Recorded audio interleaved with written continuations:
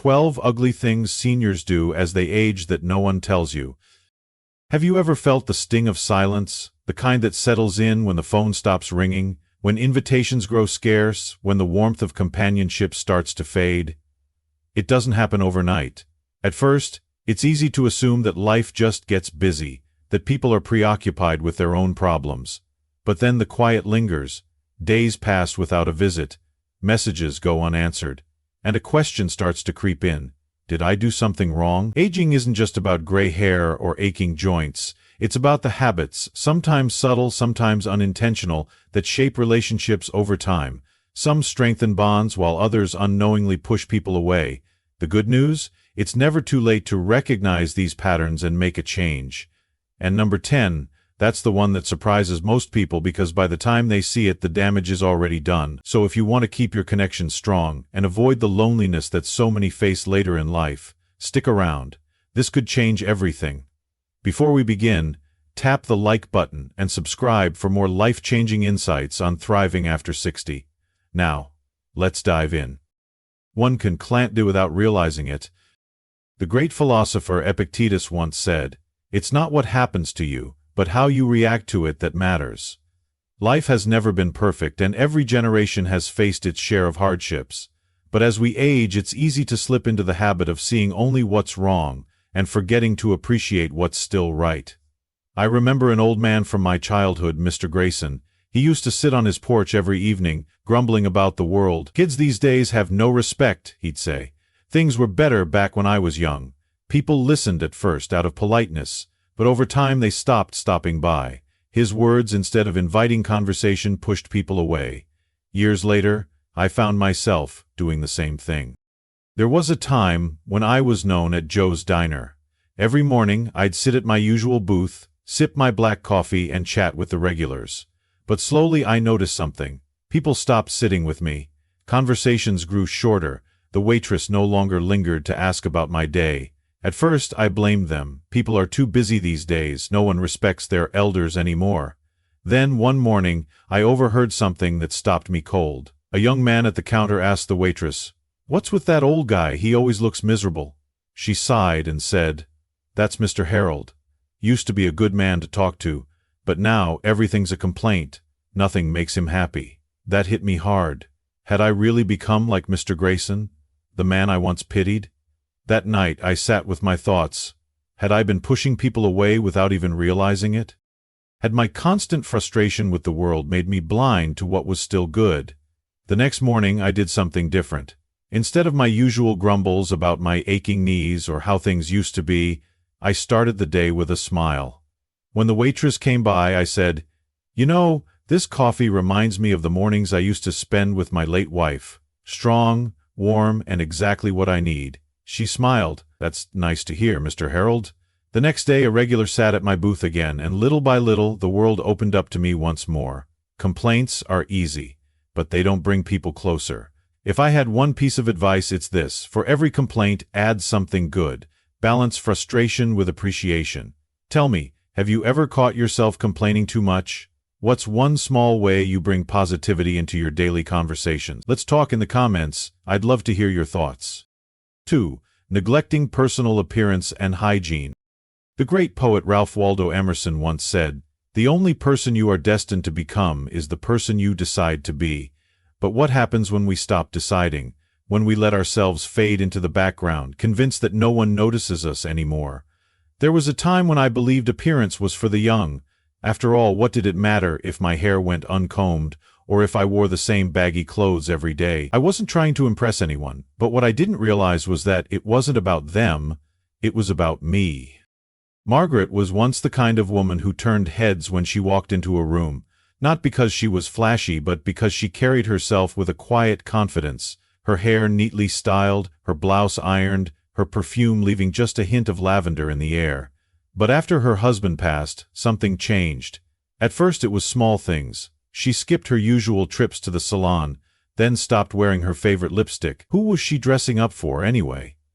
Days turned into weeks, and soon she stopped even looking in the mirror. One afternoon her daughter came to visit. "Mom, let's go out for lunch," she said cheerfully. Margaret shook her head. "I don't feel like getting ready. You go ahead." Her daughter hesitated before saying, "Mom, when was the last time you put on your favorite dress?" Margaret scoffed. "Why would that matter?" Her daughter sighed and reached for an old photo album. Flipping through the pages, she pointed to a picture of Margaret in her younger years, her smile radiant, her eyes alive with energy. "That woman isn't gone, Mom. She's still here. She's just waiting for you to remember her." That night, Margaret stood in front of the mirror longer than she had in months. She smoothed her hair, applied a dab of lipstick, and slipped into a dress she had nearly forgotten about. And when she walked into the diner the next day, something remarkable happened. People noticed her again, not because of the dress, but because of the way she carried herself. She had found herself again. Taking care of yourself isn't about vanity, it's about dignity. When you respect yourself, the world mirrors that back to you. So tell me, what's one small thing you do to feel your best every day? A spritz of cologne? A neatly pressed shirt? Let's share in the comments. Your story might inspire someone to find their confidence again. 3. Becoming resistant to change and new ideas. The great thinker Confucius once said, "Only the wisest and the stupidest of men never change."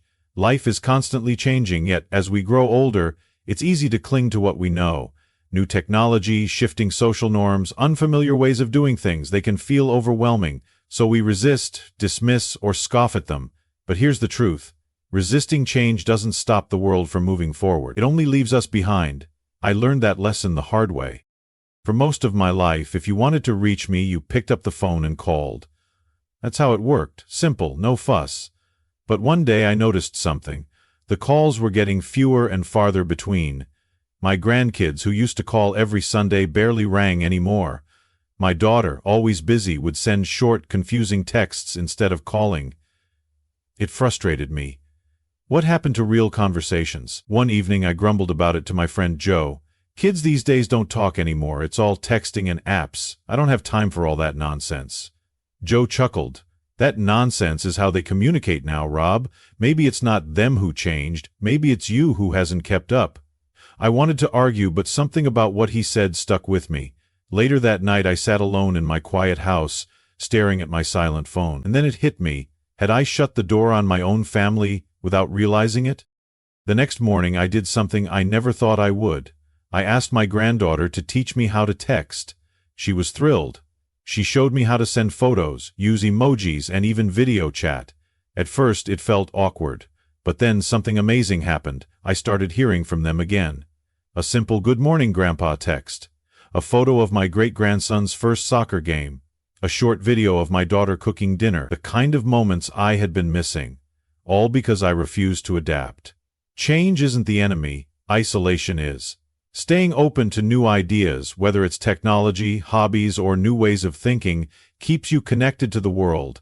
Tell me, have you ever resisted change, only to realize later that you were missing out? What's something new you've learned recently that surprised you? Let's talk in the comments. I'd love to hear your experiences. 4. Overtalking and not listening enough. The philosopher Plutarch once said, "Know how to listen, and you will profit even from those who talk badly." There's wisdom in that. People don't always remember what you say, but they always remember how you made them feel. Yet, as we get older, we love to share our stories, our lessons, our past. But in doing so, we sometimes forget to listen. I never realized how much I talked, until the day my grandson stopped calling. I've always been a storyteller. It's how I was raised. In my day, you didn't sit in front of a screen, you sat around a table and you talked. So when my grandson Ethan started calling me on Sunday evenings, I was thrilled. Finally, someone to listen to my stories. Every week, I'd tell him about the old days. How gas used to be a quarter. How I built my first house with my own 2 hands. How the world had changed. I had so much to teach him. Then, one Sunday, he didn't call. I waited. A week passed. Then another.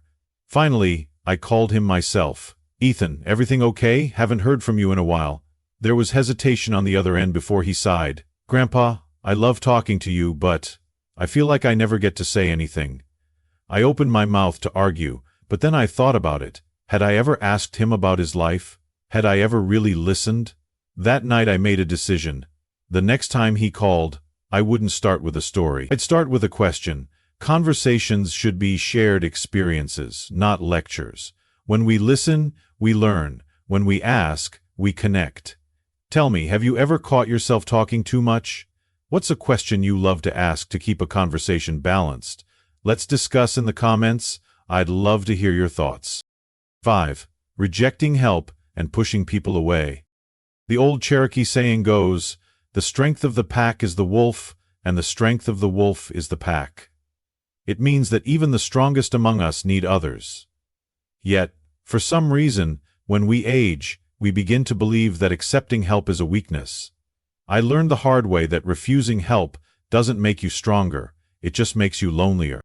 For most of my life, I prided myself on being self-sufficient. I built my own home, I fixed my own car. I was the man people came to when they needed help, not the other way around. But as the years passed, things got harder.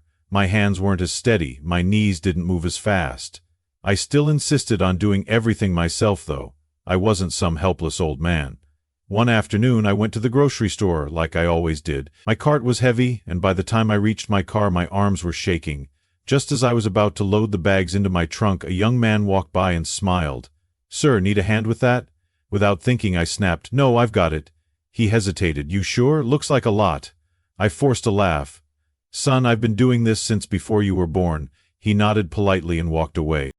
And as I lifted the last heavy bag, my back gave out. I stumbled, the groceries tumbled onto the ground, a bottle of juice shattered by my feet. I stood there, breathless, frustrated, and too proud to call him back. When I finally made it home, my neighbor Alice was outside watering her plants. She saw me struggling and came over. "Henry, you look like you're in pain. Let me carry those inside for you." I was about to refuse again, but something stopped me. Maybe it was the ache in my back, or maybe it was the way she said it, not out of pity, but out of kindness. So, for the first time in a long time, I simply said, "I appreciate that, thank you." The world doesn't see us as less when we accept help.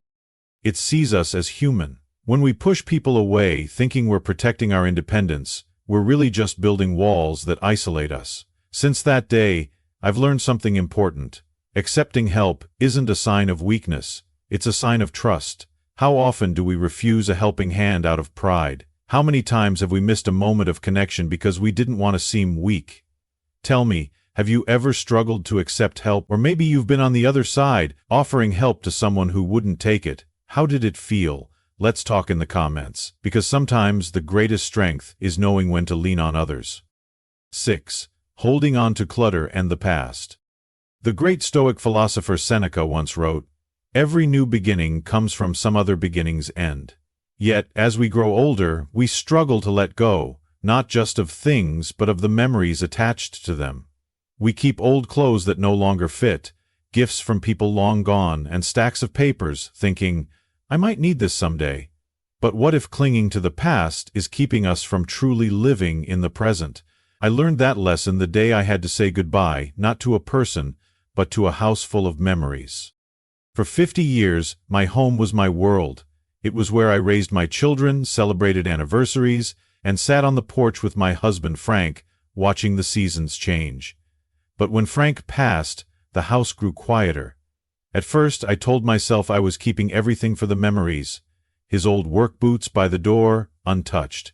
A closet full of clothes I would never wear again. Kitchen cabinets stuffed with dishes from a time when family dinners were a nightly event, not a once-a-year occasion. Then came the day my daughter Lisa sat me down and said, "Mom, it's time. The house is too big for you now. Let's find you someplace smaller, easier to manage." I resisted. "This is my home." She nodded, her eyes soft. "Your home is in your heart, not in these things." I knew she was right. But where would I even start? For weeks I avoided it. I'd open a drawer, see a stack of birthday cards from 20 years ago, and shut it again. How could I throw away memories? Then, one afternoon, my grandson Jake visited. He found an old leather football in the garage. "Grandma, can I have this?" I smiled. "That was your father's when he was your age." His face lit up. "Can you teach me how to throw it?" And just like that, the past wasn't locked in a dusty box anymore. It was alive in that moment. That's when I realized letting go of things doesn't mean letting go of the past. It means making space for the present. I didn't get rid of everything overnight. I started small, one item at a time. A dress I hadn't worn in years went to a woman who needed it. My old books, stacked for decades, found a new home at the library. And Frank's work boots? I gave them to a young man starting his first job in construction. And you know what? The house started to feel lighter. So did my heart. We hold on because we think memories live in objects, but they don't. They live in the stories we tell, the lessons we pass down, and the love we share. So tell me, is there something you've been holding on to that no longer serves you? What's one small step you can take to create space for the life ahead? Let's talk in the comments. Because sometimes, the greatest treasures aren't in what we keep, but in what we pass on. 7. Becoming too frugal and missing out on enjoyment. The ancient philosopher Epicurus once said, "Wealth consists not in having great possessions, but in having few wants." He didn't mean we should deny ourselves life's pleasures. He meant that true happiness comes from knowing what truly matters.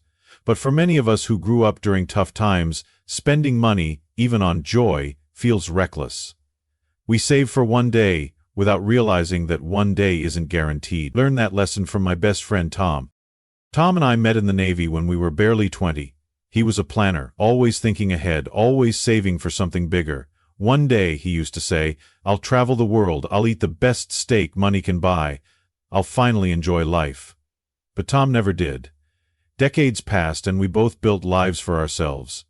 I settled down with a family while Tom remained the careful bachelor. He lived frugally, not because he had to, but because he was always waiting for the right time to enjoy himself. I remember the day he proudly told me, "I finally saved enough for that dream trip to Italy." He was 78, I was happy for him, but he never made it to Italy. A few months before his trip he had a stroke. The doctor said it was severe. He recovered, but he was never the same. His dream trip turned into a stack of unused airline tickets and brochures gathering dust on his kitchen counter. One evening I sat by his hospital bed. He gave me a weak smile. "Guess I should have gone sooner, huh?" I nodded, my throat tight. "Yeah, buddy, you should have." Tom passed away later that year, and when his lawyer read his will, I nearly broke down. He had left me an envelope. Inside was a check for $10,000, and a note that simply said, "Live the life I didn't. I didn't waste time. I took my wife on that trip we had been talking about for years. I ordered the most expensive meal on the menu. I bought tickets to a concert just to feel young again. And you know what? It was worth every penny. Because when you're old, you don't regret the money you spent on joy, you regret the moments you never lived. Saving is wise, but what are you saving for if not for life itself? So tell me, what's something you've been putting off because you're saving for later? A vacation? A special dinner? A small indulgence just for you? Let's talk in the comments. Because life isn't meant to be just survived, it's meant to be lived. 8. Isolating instead of socializing.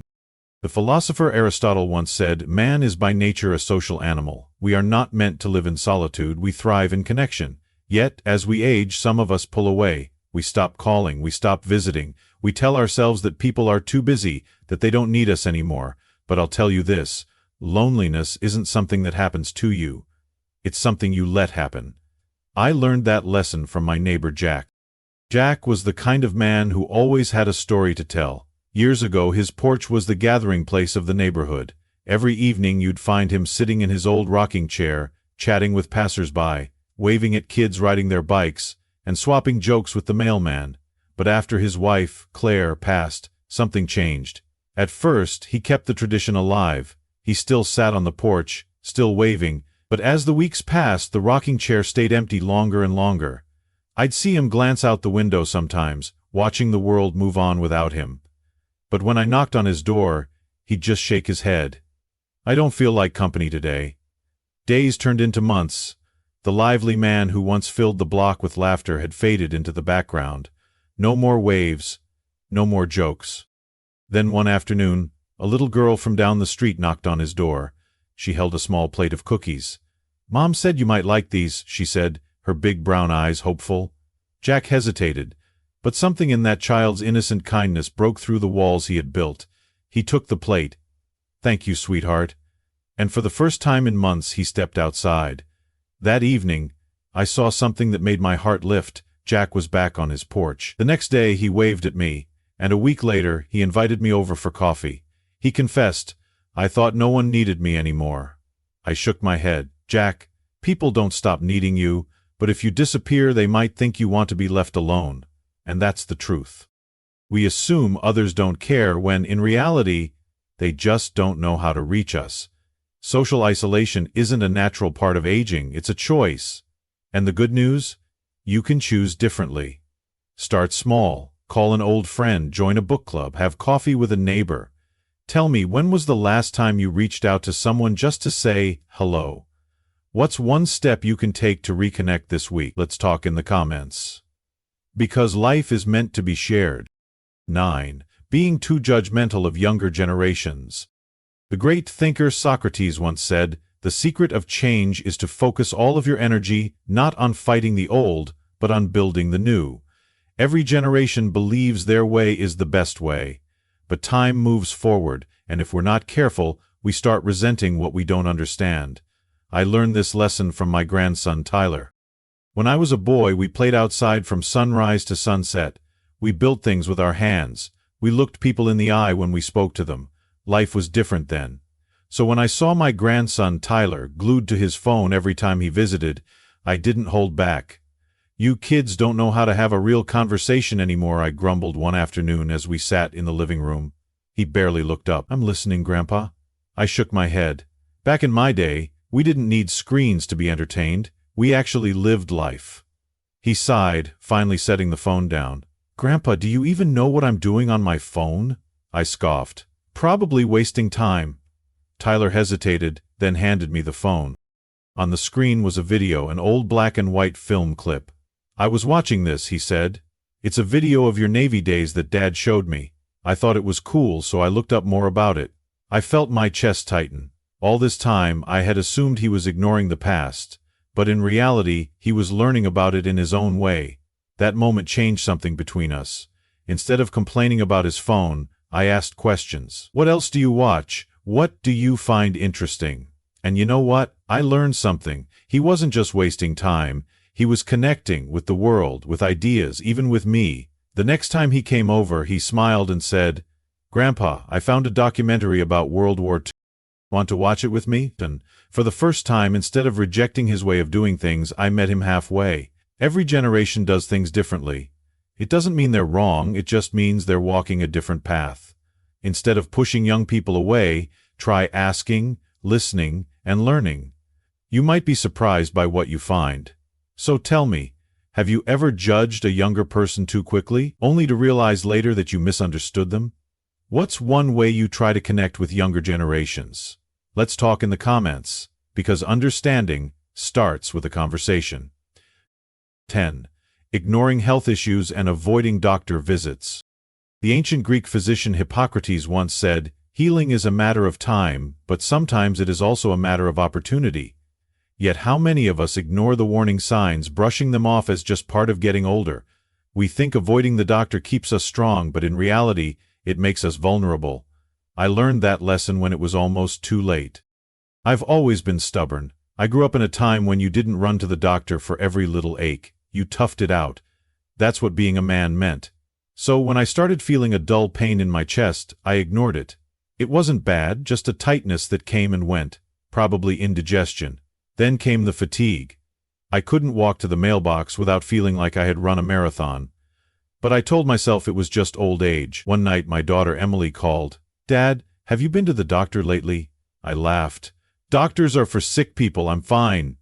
She sighed. "Dad, Mom said the same thing before she got diagnosed with diabetes." If she had gone in earlier, maybe things would have been different. I froze. I hadn't thought about that in years. But still I resisted. I told myself I had time, until one morning I woke up on the floor. I don't remember falling. I don't remember much of anything, except the paramedics rushing me into the ambulance. A heart attack, they said. And the worst part? It could have been prevented. The doctor looked at me, shaking his head. "Bill, your body gave you plenty of warnings. Why didn't you come in sooner?" I didn't have an answer. All those years of thinking I was being strong, of telling myself it wasn't serious, almost cost me everything. I made a promise that day. No more ignoring my body, no more skipping checkups, No more pretending that taking care of myself was something I could do later, because later almost never came. Ignoring your health doesn't make you strong. Taking care of it does. Tell me, have you ever ignored a health issue, thinking it was nothing? What made you finally take action? Let's talk in the comments, because the best time to take care of your health is before it's too late. 11. Losing patience with others too easily.